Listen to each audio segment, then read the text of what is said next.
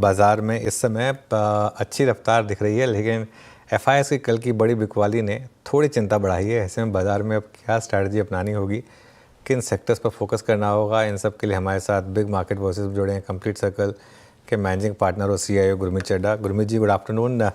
बताइए, इस समय कल जो मार्केट में एकदम से भूचाल आया और हमने 10,000 करोड़ का एफआई का सेल नंबर देखा, थोड़ा आपका भी माथा ठनका क्या कि हुआ क्या, और अब इस समय मार्केट पर क्या भी होगा?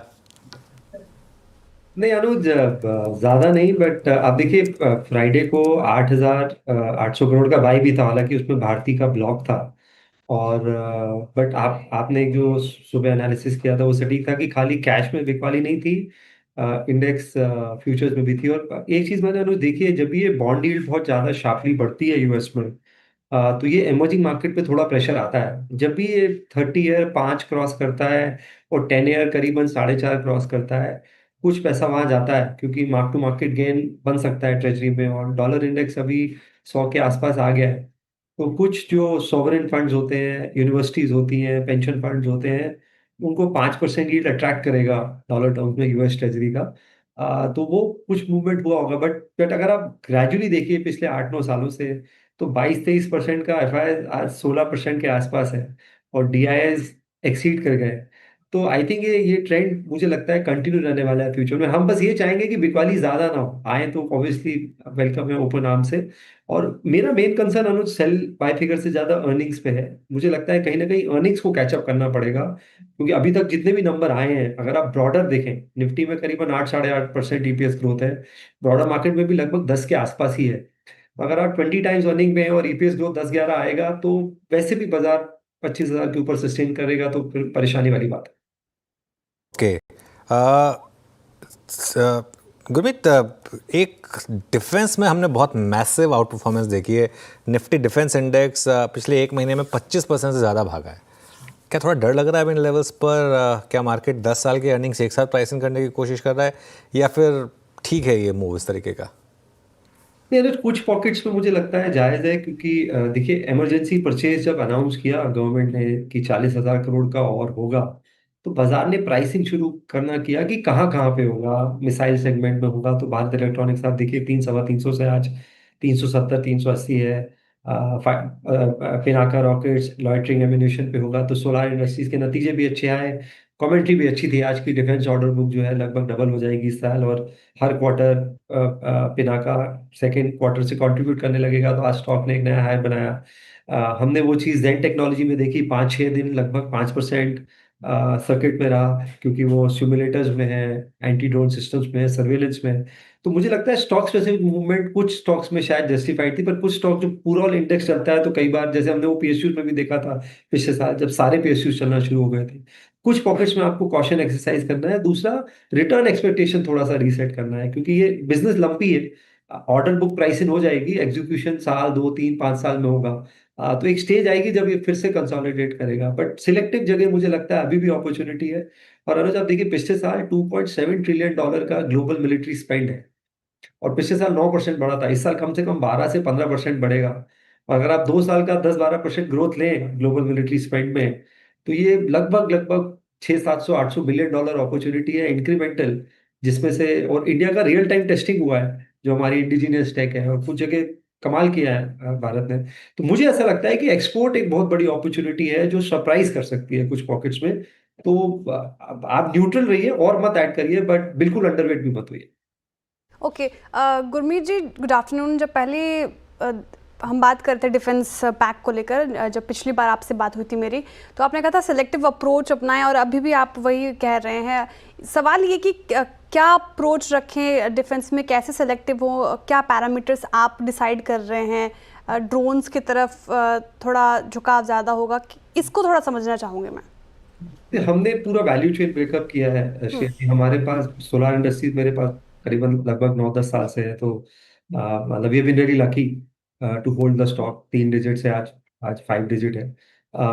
हमने एच एल और बी एल ऐड किया था डिफेंस में। आई थिंक दोनों ने अच्छा किया, और हमारे पास जेनटेक है। ये चार हमारे पास है, और लगभग लगभग 14-15% वेटेज है पोर्टफोलियो में डिफेंस का। देखिए, अगर आपको थोड़ा फॉरवर्ड लुकिंग होना है 3-5 साल में, तो आपको उन सेक्टर्स में वेट बढ़ाना पड़ेगा जो अंडर रिप्रेजेंटेड है इंडेक्स में। और आगे रिप्रेजेंटेशन बढ़ेगा। तो फाइनेंशियल्स क्या 33% रहने वाला है फ्यूचर में निफ्टी में वेटेज? आंसर मुझे लगता नहीं है। नॉन फाइनेंशियल जैसे कैपिटल मार्केट प्ले हैं, ये इनका वेटेज बढ़ सकता है, डेफिनेटली बढ़ सकता है। तो आपको exchange, depository, RTA, AMC, broking ये डालना चाहिए पोर्टफोलियो। सिमिलरली डिफेंस का वेटेज 5% है, और हम अब एक्सपोर्टर हो गए हैं, 90% इम्पोर्टर से 10 साल में, तो इसका वेटेज बढ़ेगा। तो आपको वेटेज थोड़ा सा 5-6% से ज्यादा रखना चाहिए। डिफेंस में हमने मैपिंग करी एयरक्राफ्ट बेसिस पे, तो हमने एचएल लिया, भारत इलेक्ट्रॉनिक्स, क्योंकि इलेक्ट्रिक सेंसर्स, रेडार सब सब कंट्रीब्यूट करता है, प्लस ब्रह्मोस है, ड्रोन्स है। तो हमने बीएल लिया। वैल्यूएशन बीएल का थोड़ा रीजनेबल था, बीच में थोड़ा अंडर परफॉर्मेंस था।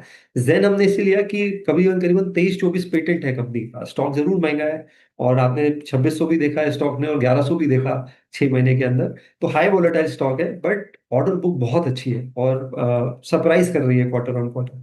तो ये 4 तरीकों से हमने वैल्यू चेन ब्रेक करके एक्सपोजर लिया डिफेंस में।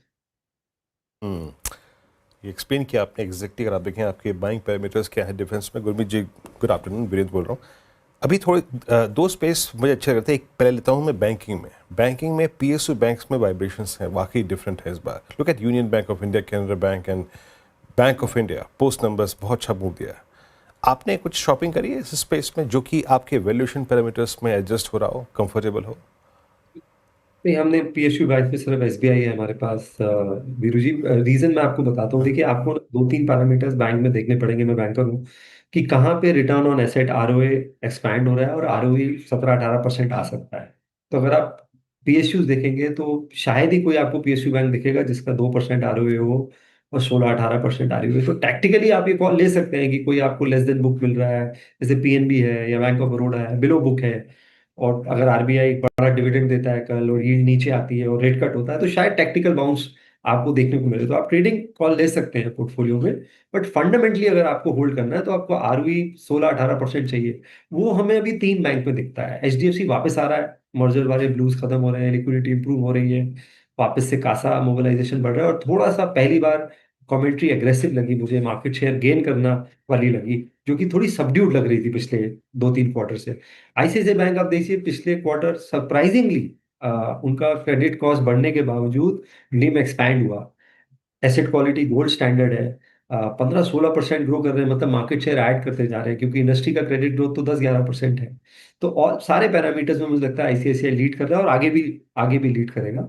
और एक हमने फेडरल बैंक लिया है, क्योंकि वहाँ लीडरशिप चेंज है, बुक वैल्यू पे मिल रहा है, और मैं पर्सनली मिस्टर मनियन को लेके मेरे मन में बहुत रिस्पेक्ट है। उन्होंने जो कोटक में काम किया है 20 साल से ऊपर, वो काबिल तारीफ है। तो अगर अगर वो टर्न अराउंड कर पाए, कल्चर बदल पाए, बैंक में कल्चर बदलना बहुत इंपॉर्टेंट है।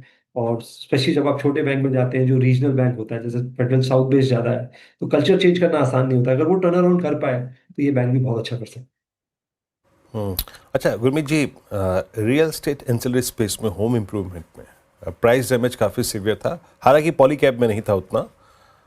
बाकी लुक एट एस्ट्रल, और कुछ बाय किया आपने इस स्पेस में? नहीं, अभी वीरू जी हम सीमेंट स्टॉक्स देख रहे हैं, क्योंकि बहुत टाइम बाद कंसोलिडेशन देखने को मिल रहा है, प्राइस हाइक्स थोड़े थोड़े देखने को मिल रहे हैं, कैपेसिटी यूटिलाइजेशन देखने को मिल रहा है। साउथ में भी थोड़ा सा कैपेसिटी यूटिलाइजेशन बढ़ा है, और ये क्वार्टर अच्छा होता है यूजुअली, ये वाला क्वार्टर सीमेंट के लिए, क्योंकि इसके बाद फिर मानसून वाला क्वार्टर आता है। वैल्यूएशंस रीजनेबल हो गए हैं, क्योंकि लंबा कंसोलिडेशन आया है, और एक प्राइसिंग डिसिप्लिन है, प्लस जो इनपुट कॉस्ट है, जो रॉ मटेरियल है, वहां पे सॉफ्टनिंग हुई है, चाहे वो फ्यूल है, एनर्जी। तो प्राइस हाइक है, कैपेसिटी यूटिलाइजेशन बेटर है, थोड़ा कंसोलिडेशन है, तो ये अच्छा ऑर्डर करता है, और गवर्नमेंट एक्सपेंडिचर बढ़ रहा है। तो सीमेंट पे क्योंकि वैल्यूएशन कंफर्ट है और प्राइसिंग डिसिप्लिन है, मुझे लगता है सीमेंट में आउट परफॉर्मेंस आ सकता है। तो हम अल्ट्राटेक भी देख रहे हैं, हम टीयर 2 सीमेंट प्लेयर्स भी देख रहे हैं, और अभी आपने नतीजे देखे, श्री सीमेंट के भी नतीजे बहुत अच्छे थे। तो सीमेंट मुझे लगता है एक ऐसी स्पेस है जो थोड़ा सरप्राइज कर सकता है। ओके, सीमेंट अभी सरप्राइज कर सकता है। वैसे अगर गुरमीत जी, मैं बहुत ज़्यादा स्टॉक स्पेसिफिक आपसे बात करूं, तो कोई ऐसा स्टॉक जो सब मान के चल रहे कि ये इंट्रोवर्ट है, बट आपके नज़रिए में एक्सट्रोवर्ट हो सकता है और अच्छा खासा रिटर्न दे सकता है, कोई ऐसा स्टॉक आपने देखा है? देखिए, मुझे ऐसा लगता है 2 पॉकेट्स जहाँ पे थोड़ा सा कंसर्न है और अंडर ओनरशिप है थोड़ा सा, वो है केमिकल्स और फार्मा। केमिकल्स क्योंकि 2 साल लगभग वॉश आउट रहे हैं सभी के, एक आध एक्सेप्शन होगा, एग्रोकेमिकल में तो और ज्यादा हालत खराब हुई है। वहां पे आपको कुछ अपॉर्चुनिटीज देखने को मिल सकती है क्योंकि प्राइस में है, वैल्यूएशन बहुत रीजनेबल है। तो यहाँ पे हमने कुछ स्टॉक्स ऐड करें। एक कंपनी हमें अच्छी लगती है, वो जेजी केमिकल्स है। ये जिंक में है और जिंक रिसाइकलिंग में भी है। एंड यूज इसका टायर है और ऑटो और भी रिलेटेड इंडस्ट्री है। डेट फ्री कंपनी है, फ्री कैश फ्लो जनरेट करती है, बहुत रीजनेबल है, नंबर बहुत अच्छा है। लगभग प्रॉफिट मुझे लगता है यहाँ से भी 50-60% बढ़ सकता है। और क्योंकि केमिकल अंडर ओन्ड है तो वैल्यूएशन मल्टीपल लो है। और फार्मा में मुझे लगता है अगर ये कोविड का बढ़ता है, क्योंकि पॉजिटिविटी रेट बढ़ रहा है, हॉस्पिटलाइजेशन नहीं बढ़ रहे हैं, तो फार्मा में इन जनरल आपको थोड़ा सा, जो आईपीएम डेटा भी शायद सजेस्ट करेगा 1-2 क्वार्टर में, स्पेशली जो ब्रांडेड जेनरिक्स हैं जिनका रेस्पिरेटरी पोर्टफोलियो अच्छा है, वहां पे थोड़ा सा मूवमेंट आपको फार्मा में देखने को मिल सकती है। प्लस सीडीएमओ एक बहुत बड़ी अपॉर्चुनिटी है, वो तो बहुत स्ट्रक्चर है 3-5 साल। तो ये दो पॉकेट्स हैं, मुझे ऐसे लगता है कि काफी अंडर ओन्ड है। थोड़ा प्लस टैरिफ्स का भी इशू है फार्मा में कि आएगा नहीं आएगा। तो आप तो अगर शॉर्ट टर्म पे ले सकते हैं तो यहाँ रिस्क रिवॉर्ड बहुत अच्छा है। अच्छा गुरमीत, एक बात आप हर बार बोलते हैं जब भी बात होती है आपसे कि मैं बैंकर रह चुका हूँ, क्या मिस तो नहीं करते आप बैंकर होना?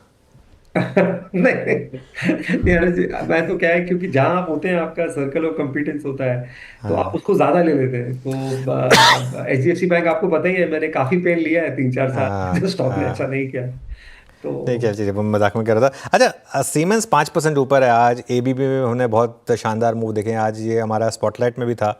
इस पूरे सेक्टर में जिस तरीके की पोस्ट बजट कोलैप्स आया था, अब क्या आपको लग रहा है कि वापस रैली बढ़ सकती है? और इसके पीछे वजह क्या है? क्या आपको लग रहा है कि वो जो स्केयर था मार्केट में शायद ओवरडन था? कंपनी की कमेंट्रीज भी ठीक ठाक रही हैं, यहाँ पर क्या भी होगा आपका? तो अनुज, एक तो क्योंकि गवर्नमेंट ने कैपेक्स टारगेट मीट नहीं किया था जनवरी तक, तो एक वो ओवरहैंग था। दूसरा, जो नतीजे आए वो वैल्यूएशन के हिसाब से नहीं आए। एबीबी सीमेंट्स तो काफी महंगे स्टॉक है, अगर आप देखिए उनका वैल्यूएशन और उनके ग्लोबल वैल्यूएशन से कंपेयर करेंगे तो शायद 2-3 गुना ज्यादा महंगे हैं। और दूसरा, आप एलएनटी भी देखिए, मतलब एलएनटी का भी रिलेटिव परफॉर्मेंस उतना अच्छा नहीं रहा है। तो सीमेंट्स में इन पर्टिकुलर अगर आप देखिए 22-23 हजार करोड़ का जो रेवेन्यू करते हैं, लगभग 8-9 हजार करोड़ जो है वो स्मार्ट इंफ्रास्ट्रक्चर और मोबिलिटी है। एलएनटी भी अब आप देखेंगे तो एक माइग्रेशन आपको देखने को मिल रहा है। इंफ्रास्ट्रक्चर बुक तो अच्छी है ही है, पेट्रोकेमिकल और बाकी जो स्मार्ट इंफ्रास्ट्रक्चर है, डिजिटल इंफ्रास्ट्रक्चर है, डेटा सेंटर्स है, इलेक्ट्रोलाइजर्स है, वहां भी बहुत अच्छा काम हो रहा है। तो मुझे ऐसा लगता है कि ये जो स्मार्ट इंफ्रास्ट्रक्चर, डिजिटल इंफ्रास्ट्रक्चर है, ये थोड़ा सा मार्जिन वाइज भी सरप्राइज कर सकता है। तो हमारी टॉप पिक एलएनटी है। हमने इसमें कुछ ट्रांसफॉर्मर कंपनीज और पावर इक्विपमेंट कंपनीज भी ली हैं जो कि स्पेस में है। तो एक कंपनी हमने ऐड करी है, हिंद रेक्टिफायर, छोटी कंपनी है, पुरानी कंपनी है, बट वो ट्रांसफार्मर बनाती है लोकोमोटिव्स के लिए, और 40-50% बिजनेस वहां से आता है। तो वहां भी थोड़ा सा सॉफ्टनिंग था, बट मुझे लगता है कि ईपीएस सरप्राइज कर सकता है on on the on the on the forward side. तो ये 2-3 स्टॉक्स हमने ऐड करे, वेटेज बढ़ाया है, एलएनटी और हिंद रेक्टिफायर्स अपने पोर्टफोलियो। ओके, ये आपके दो, अगर आप देखें, प्रीफर्ड स्टॉक जो आप लोगों ने पिक भी किए हैं। गुरमीत, बहुत बहुत शुक्रिया, आप इस कार्यक्रम में शामिल हुए, सभी सेक्टर्स पर अपनी राय रखी आपने, बहुत बहुत शुक्रिया।